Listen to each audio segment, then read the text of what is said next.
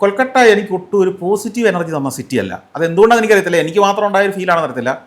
ഒരു ഒരു നരച്ച, ഒരു മുഷിഞ്ഞ നിറവും, ഒരു ഇരുണ്ട തെരുവുകളും, ഇരുണ്ട കാഴ്ചകളും, ആർക്കും വേണ്ടാതെ ആർക്കോ വേണ്ടി ഓടുന്ന കുറേ ട്രാമുകളും, ഒരു വൃത്തിയുമില്ലാതെ, ഒരു ഭംഗിയില്ലാത്ത, ലോകത്ത് ഇത്രയും വൃത്തികെട്ട ട്രാം എന്ന് പറഞ്ഞൊരു ഗതാഗത സംവിധാനം ലോകത്തോരിടത്തും ഞാൻ കണ്ടിട്ടില്ല. എന്നാൽ ചില ജ്വൽസ് അതിനകത്തുണ്ട്. ഇപ്പോൾ ഉദാഹരണത്തിന് അവിടുത്തെ എന്താണ് വിക്ടോറിയ, ഈ ബ്രിട്ടീഷുകാർ പണിത ചില സാധനങ്ങൾ ഇപ്പോഴും അതിനെ സംരക്ഷിച്ച് നിർത്തിയിരിക്കുന്നത്. പിന്നെ ഹൗറ ബ്രിഡ്ജ് എന്ന് പറഞ്ഞൊരു അത്ഭുതം. ആ ഹൗറ ബ്രിഡ്ജ് അങ്ങ് ഇറങ്ങി വരുന്നത് പക്ഷേ ഈ ഹ്യൂബ്ലി നദിയുടെ തീരത്തേക്ക് എന്ന് പറഞ്ഞാൽ പൂട്ടിയിട്ട പാടം പോലെയാണ് കിടക്കുന്ന നദീതീരം. ചെളി, കറുത്ത കട്ട പിടിച്ച ചെളി. ഇതിനകത്ത് പൂജ അർപ്പിക്കാൻ പൂജാരിമാർ പോകുന്നുണ്ട്. ഈ ചെളിക്കകത്തൂടെ ഇങ്ങനെ നീന്തി നീന്തി നീന്തി പോയിട്ട് അങ്ങേറ്റത്ത് പോയി വെച്ചിട്ട് ആ വെള്ളം കോരി ഇങ്ങനെ.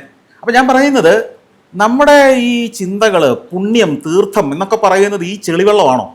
ഒരിക്കലും അല്ല. അതുകൊണ്ട് ഇവര് കർമ്മങ്ങൾ ചെയ്യുന്നൊക്കെ കാണുന്ന വിഷ്വൽസ് എൻ്റെ കയ്യിലുണ്ട്. ഞാനത് ഷൂട്ട് ചെയ്ത് ഞാൻ അത്ഭുതപ്പെട്ടു പോയി. ഇതിനകത്ത് എങ്ങനെ ഇവർക്ക് അപ്പൊ സ്ഥിരം ഇതിനകത്ത് ജീവിക്കാൻ തുടങ്ങുമ്പോൾ ഇതൊക്കെ അറപ്പില്ലാതാകുന്നതായിരിക്കാം. മുട്ടോളം ചെളിയിലാണ് ഈ നദീ തീരം മുഴുവൻ പല സമയത്തും. അപ്പം എന്നെ ഒട്ടും ഇംപ്രസ് ചെയ്തൊരു നഗരമല്ല കൽക്കട്ട.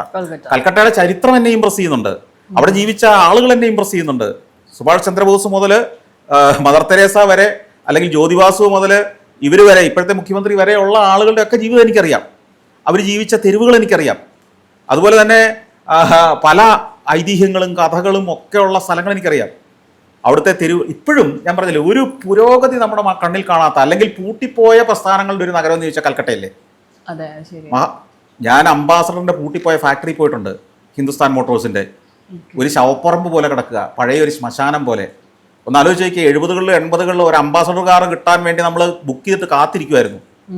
കൽക്കട്ടയിൽ പോയി അംബാസഡർ കാർ എടുത്തുകൊണ്ട് വന്ന ആളുകൾ മരങ്ങാട്ടുള്ളിയിലുണ്ട്. കാറിന്റെ അതിന്റെ ടേൺ ആകുമ്പോൾ അവിടെ പോയി എടുത്തുകൊണ്ട് ഇവിടം വരെ ഓടിച്ചു വരുന്നവർ. ആ അംബാസഡർ കമ്പനി പൂട്ടി കാട് പിടിച്ച് കിടക്കുന്നത് ഞാൻ പോയി ഷൂട്ട് ചെയ്തിട്ടുണ്ട്. പൂട്ടിപ്പോയ പ്രസ്ഥാനങ്ങളുടെ ഒരു നഗരമാണ് കൽക്കട്ട.